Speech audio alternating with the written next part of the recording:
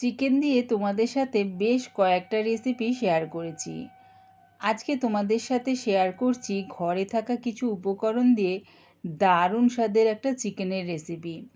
এটা একদম পুরো রেস্টুরেন্টের মতন খেতে লাগবে যদি আমার মতন করে বানিয়ে থাকো। মশালা চিকেন। মশালা চিকেন এটা তোমরা রুটি, পরোটা, নান, রুমালি রুটি, এমনকি ফ্রাইড রাইস পোলাওর সাথেও দারুণ লাগবে। রেসিপিটা ভালো লাগলে প্লিজ আমার চ্যানেলটিকে লাইক করে দিও। তবে দেখে নাও আমি এটা কেমনভাবে তৈরি করি। মশালা চিকেন করার জন্যে আমি এখানে বোনলেস নিয়েছি, তোমরা চাইলে উইথ বোন দিয়েও করতে পারো। আর পিসগুলো দেখেছো ঠিক এরকম সাইজের রেখেছি। এবারে এর মধ্যে দিয়ে দিলাম আমি 1 চামচ গোলমরিচ গুঁড়ো, কালারের জন্য দিলাম 1 চামচ কাশ্মীরি লঙ্কার গুঁড়ো।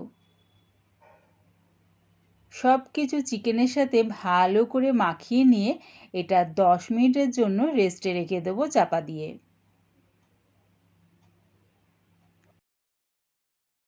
গ্যাসটাকে হাই ফ্লেমে রেখে একটা কড়া বসিয়ে দিয়েছি।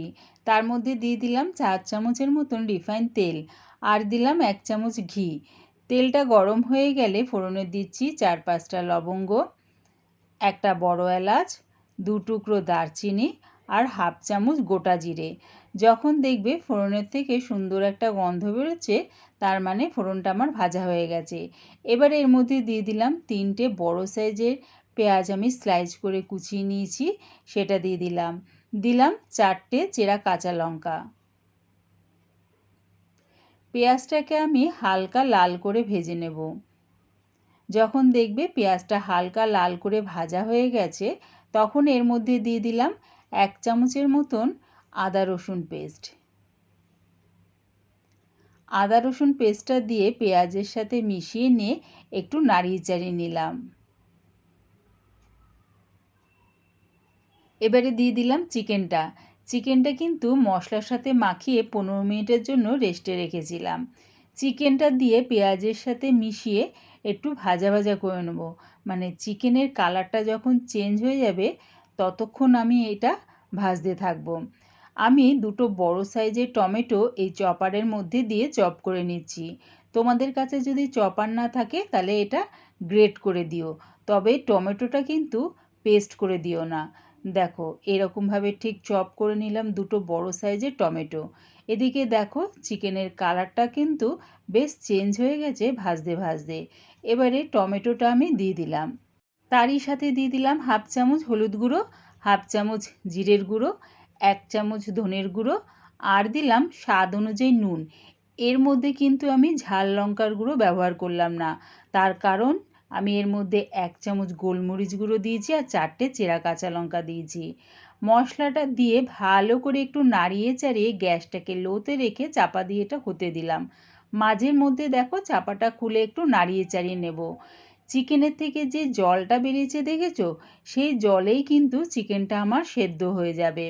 গ্যাসটাকে লোতে রেখে চাপা দিয়ে যদি এটা করা হয় তাহলে দেখবে সেই জলেই চিকেনটা সেদ্ধ হয়ে যাবে। কিছুক্ষণ পর তোমাদের দেখাচ্ছি চাপাটা খুলে, কি সুন্দর দেখো মশলাটা কষে গেছে আর চিকেনটাও কিন্তু প্রায় হয়ে এসছে। এবারে এর মধ্যে দিয়ে দিলাম 3 চামচের মতন ফ্যাটানো টক দই। টক দইটা দেওয়ার সময় কিন্তু গ্যাসটাকে আমি লোতেই রেখেছি। টক দইটা দিয়ে চিকেনের সাথে ভালো করে মিশিয়ে নিলাম। এবারে এর মধ্যে দিয়ে দিলাম টক ভাবটাকে ব্যালেন্স করার জন্যে হাফ চামচের মতন চিনি আর দিলাম হাফ চামচ গরম মশলা গুঁড়ো। সব কিছু ভালো করে মিশিয়ে নিলাম।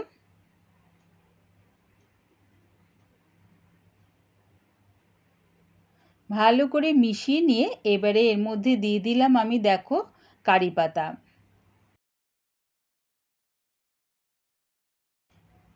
কারি পাতাটা দিয়ে চিকেনের সাথে আবারও মিশিয়ে নিয়ে একটু নাড়িয়ে চাড়িয়ে নিলাম। চিকেনটা কিন্তু আমার রেডি হয়ে গেছে। দেখো চিকেনটা কিন্তু খুব সুন্দরভাবে সেদ্ধ হয়ে গেছে, দেখেছো? দেখো নামাবার আগে কারি পাতাটা দিয়ে চিকেনের সাথে ভালো করে মিশিয়ে নিয়ে চাপা দিয়ে গ্যাসটাকে লোতে রেখে আরও 1 মিনিটের মতন ফুটিয়ে নিলাম। 1 মিনিট পর চাপাটা খুলে তোমাদের দেখাচ্ছি। রেডি হয়ে গেছে আমার দারুণ স্বাদের মশালা চিকেন।